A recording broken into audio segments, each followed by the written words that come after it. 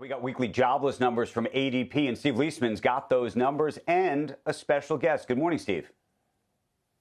Good morning, Andrew. ADP reporting its preliminary weekly change in payrolls for the week ending November 8th. The 4-week average of weekly job changes declining by 13,500 per week, worse than the prior week, which was actually revised down from minus 2,500 to minus 7,500.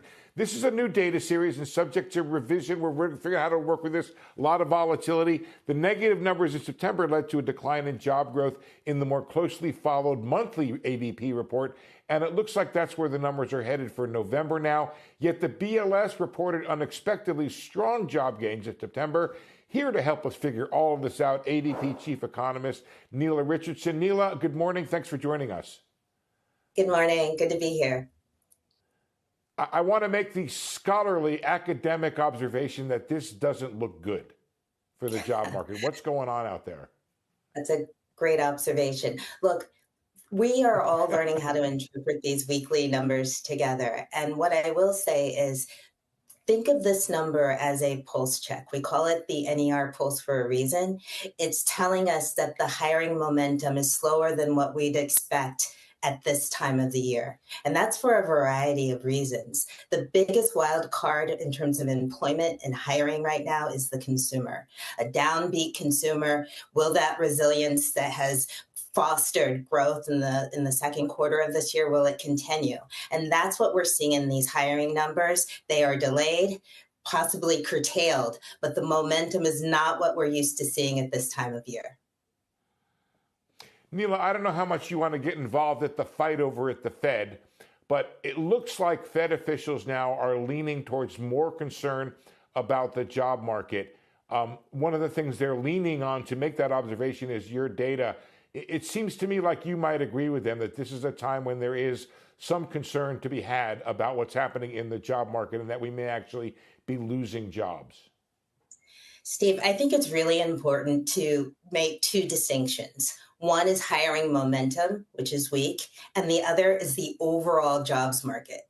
And so if you take the unemployment rate that we saw from the BLS in September, 4.4%, if you look at initial jobless claims, which are near historical lows, what that tells you, along with continuing claims, is that this is not the A-plus labor market that we've become accustomed to over the last 2 years, but it's still passing. It's not collapsing. That unemployment rate is what we're used to seeing. In fact, it's right around the average for the 5 years leading up to the pandemic. Those low initial jobless claims suggest that we're not seeing massive layoffs, but it is taking longer to find a job. So this is a C plus, B minus labor market. It's not collapsing. Hiring momentum is weak. That leaves us with a Fed who has to make a real gut call on this, I think, my view, on this number, because it could go either way.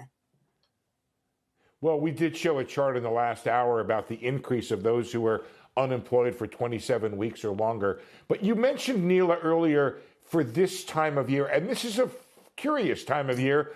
We're hiring a lot of people. In fact, I think we have a chart on seasonal hiring. And in fact, we bring on something like 500,000 workers, a lot of whom are laid off later. But what's going on right now with seasonal hiring? Or what can your data tell us about that, Nela?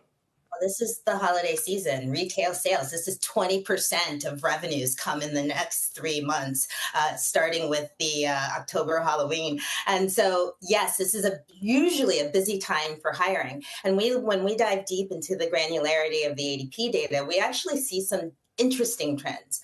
One, trade, transportation, and utilities, that broad sector that includes wholesale and retail trade, did well in the ADP number in October. It was the strongest gainer for that month. So that suggests that retailers are positioning for a pretty solid holiday season. But we're also seeing shifts in the consumer. The consumer may still spend, but what the employment figures suggest is that they're spending on quick service restaurants, not full service restaurants, that they're bundling their entertainment and their food, bowling alleys, movie theaters, rather than going to expensive restaurants. When my kids were young, we did a lot of bundling. This is a consumer that is being a bit pickier and choosier on how they spend their dollars. So overall, we're seeing some strength in trade. We didn't see the same strength in leisure and hospitality. We're seeing a consumer that is being more choosy on how they spend their dollar. Nela, I just want everybody to understand before we go further here, and we have just time for one more question, but that you're going to give us 3 weeks of this preliminary data, and then you're not going to give, well, you'll give us the preliminary data, but we'll focus in the fourth week on the more important, which I guess will be next week, the monthly report. And that's the one that has corresponded reasonably well with what's going on, certainly in the private sector BLS, but also in the overall number as well. Are you seeing other impacts out there, Nela, some of the challenges that the job market might be facing? AI is one of them. Tariffs are another. The layoffs and the shutdown. Are those three areas where you're able to see some effect of employment? Yeah. So right now, this week, we're giving you a vibe in the labor market, which is slowing hiring momentum. Next week, we'll give you a number, and that number will be more curative, will be more predictable, and like you said, more reflective of what's going on in the labor market. And yes, the government shutdown took a toll, and it took a toll when it comes to contracting employment tied to federal spending. And we are seeing some effects on AI. There was a great paper published by our partners at Stanford University showing that early career has had an impact in AI-exposed fields from AI spending.